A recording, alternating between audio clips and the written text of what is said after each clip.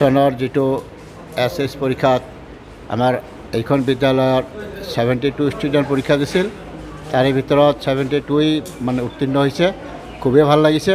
আমি আশা কৰিছোঁ তেখেতসকলে যাতে ভৱিষ্যত জীৱনত আৰু শিক্ষাৰ দিশত আগুৱাই যাব পাৰে, তাৰে কামনা কৰিছোঁ।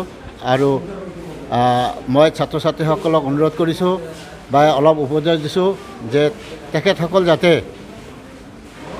শিক্ষাগুৰুক, পিতৃ মাতৃক আৰু বয়োজ্যেষ্ঠজনক যাতে সন্মান কৰে, সেইটো মই বাৰে বাৰে সিহঁতক কৈছোঁ যে তেখেতসকলে যাতে ডাঙৰক, পিতৃ মাতৃক আৰু শিক্ষাগুৰুক সন্মান কৰে আৰু নিজৰ ভৱিষ্যত জীৱনত কি কৰিব লাগিব এইটো এতিয়া এইখিনিতে মই ক'ব বিচাৰোঁ যে তেখেতসকল যিহেতু অলপ বুজা পৰা হৈছে, হাই ছেকেণ্ডেৰী পাছ কৰিছে, এতিয়া ডিগ্ৰী পঢ়িব, এখেত যাতে ভৱিষ্যত আৰু ভাল মানুহ হ'ব পাৰে, তাৰে কামনাৰে মই তেখেতক দোৱা বা আশীৰ্বাদ দিছোঁ। এইখিনিকে কৈ মোৰ ধন্যবাদ। পিছত আজি কিমান ষ্টুডেণ্ট এপ্লাই হৈছিল আৰু ৰিজাল্ট মানে ফলাফলটো কেনেকৈ? হয়, আজি আপোনালোকৰ জৰিয়তে মই ক'ব বিচাৰিছোঁ যে আমাৰ সমন্বয় বিদ্যাপীঠ উচ্চতৰ মাধ্যমিক বটগাঁৱৰ টোটাল 72 ষ্টুডেণ্টে আমাৰ অৱতীৰ্ণ হৈছিলে পৰীক্ষাত, আৰু 72 ষ্টুডেণ্টে আমাৰ ভালে ভালে পাছ কৰি গ'ল। তাৰমানে আমাৰ 100%, এইবাৰৰ ৰেজাল্ট আমাৰ 100%, যোৱা বুলিও 100% আছিল, এই বুলিও আমাৰ 100%। আমাৰ যিখিনি ৰেজাল্ট আমি পালোঁ, আমি খুব ভাগ্য বুলি নিজকে গৌৰৱান্বিত কৰিছোঁ। কাৰণ এইবোৰ ল'ৰা ছোৱালীলৈ আমাৰ ভৱিষ্যতৰ কিবা এটা চিন্তা ভাৱনা আছিলে যে কেনেকৈ আমি এই ল'ৰা ছোৱালীবিলাকক ভাল এটা ৰেজাল্ট কৰি যাব পাৰিম। আমি আজি ক'ব পাৰিলোঁ যে আমি একদম যিখিনি ভাবিছিলোঁ সেইখিনিয়ে পাইছোঁ। আমি 72 আমি উত্তীৰ্ণ কৰাব পাইছোঁ। এই ক্ষেত্ৰত আমি ভগৱানৰ ওচৰত বাৰে বাৰে অনুৰোধ আমি মানে কিবা প্ৰাৰ্থনা কৰোঁ যে এই ধৰণৰ ৰেজাল্ট যাতে আমাৰ প্ৰত্যেক বছৰে হৈ থাকে, তাৰে আমি আকৌ এবাৰ ভগৱানৰ ওচৰত প্ৰাৰ্থনা জনালোঁ। ধন্যবাদ। ষ্টুডেণ্টবিলাক এতিয়া হাই ছেকেণ্ডেৰী পাছ, একচুৱেলি ল'ৰা ছোৱালীৰ এই হায়াৰ ছেকেণ্ডেৰীটোৱে হ'ল আমাৰ জীৱনৰ টাৰ্ণিং পইণ্ট। ইয়াৰ পৰাই আমাৰ জীৱনৰ লক্ষ্যবিলাকত উপনীত হোৱাৰ কিছুমান পথ বিচাৰিব লাগে। যে যিখিনি আমাৰ ল'ৰা ছোৱালীয়ে এইবুলি উত্তীৰ্ণ কৰিলে, এখেতসকলক মই এটাই কথা অলপ আগতে কৈছিলোঁ যে নিজৰ প্ৰথমে শৰীৰটো চাবা। শৰীৰৰ লগে লগে যিখিনি তোমালোকৰ নিজৰ মানে ৰুচি, যেনেকৈ পঢ়িব লাগে, কোনোবাই ধৰ মানে ডিগ্ৰী পঢ়িবলৈ ওলাইছে, কোনোবাই LLB পঢ়িবলৈ ওলাইছে, আৰু কোনোবাই আকৌ বেলেগ কিছুমান টেকনিচিয়ান লাইনত গুচি যাব বিচাৰিছে। সকলোকে মই মানে ধৰি লওক মোৰ তৰফৰ পৰা শুভেচ্ছা জনাইছিলোঁ। আৰু আগন্তুক জীৱনত তেওঁলোকৰ যাতে জীৱনখিনি ভালে ভালে কটাব পাৰে, নিজৰ পিতৃ মাতৃৰ লগত বা নিজৰ বৈবাহিক জীৱনত যাতে ভালে ভালে সুখ শান্তিৰে কটাব পাৰে, তাৰ মই শুভকামনা মই কৰিলোঁ। আৰু ইহঁতৰ যিটো আমাৰ মানে HS এক্সামিনেশ্যনৰ পৰা যিখিনি আমাৰ মানে পাব লগাখিনি, ইয়াৰ পৰা পাই যাতে ইহঁতে যিকোনো কলেজত যেতিয়া ডিগ্ৰীত এডমিশ্যন ল'ব, তাতে যাই যাতে ইহঁতৰ নিজৰ দক্ষতাখিনি প্ৰকাশ কৰিব পাৰে, এইখিনি আমি কামনা কৰিলোঁ।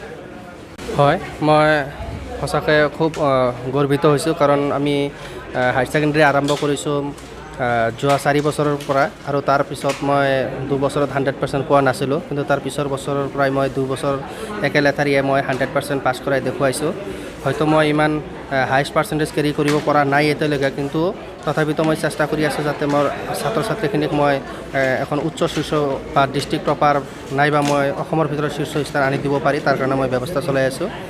আৰু ইয়াৰ লগতে মই আমাৰ সমন্বয় বিদ্যাপীঠৰ বিষয়ববীয়াসকল আৰু এই বটগাঁও অঞ্চলৰ গাঁওবাসীসকলক মই ধন্যবাদ দিছোঁ, কাৰণ তেওঁলোকে মোক সুবিধা কৰি দিছে এই ছাত্ৰ ছাত্ৰীখিনিক পঢ়োৱাৰ কাৰণে।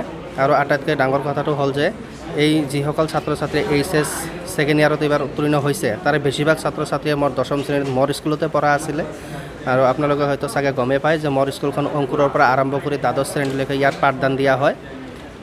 তো আমাৰ এই ছাত্ৰ ছাত্ৰীখিনিৰ আচৰণ আৰু সিহঁতৰ ব্যৱহাৰ, সিহঁতৰ শৈক্ষিক দক্ষতা মই সঁচাকৈ মনত ৰাখিম, আৰু সকলো ছাত্ৰ ছাত্ৰীৰ ভৱিষ্যত যাতে ভাল হয় মই তাৰে কামনা কৰিলোঁ।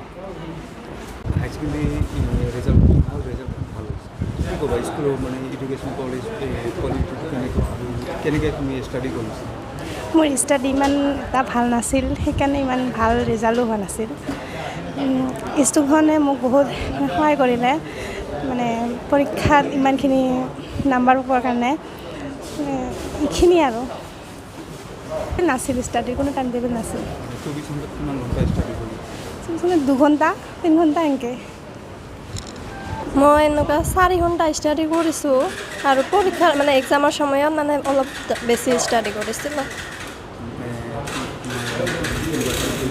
স্কুলত কেনেকুৱা ষ্টাডি কৰিছা স্কুলৰ কোৱালিটি মানে কোৱালিটি এডুকেশ্যন কোৱালিটি এডুকেশ্যন পলিটিকেলত ভালে তুমি বেলেগ ষ্টুডেণ্টবিলাকক কি ক'বা বেলেগ ষ্টুডেণ্টবিলাকক যাতে আৰু ভালকৈ পঢ়ে আমাতকৈ যাতে আৰু ভাল ৰিজাল্ট হয় মানে কেনেকৈ কৰিলে আৰু তোমাতকৈ ভাল ৰিজাল্ট কৰিব পাৰি মানে মই যিখিনি ষ্টাডি কৰিছোঁ যিখিনি তাতকৈ আৰু বেছি অলপ ভালকৈ ষ্টাডি কৰিলে আৰু ভাল ৰিজাল্ট হ'ব আশা কৰোঁ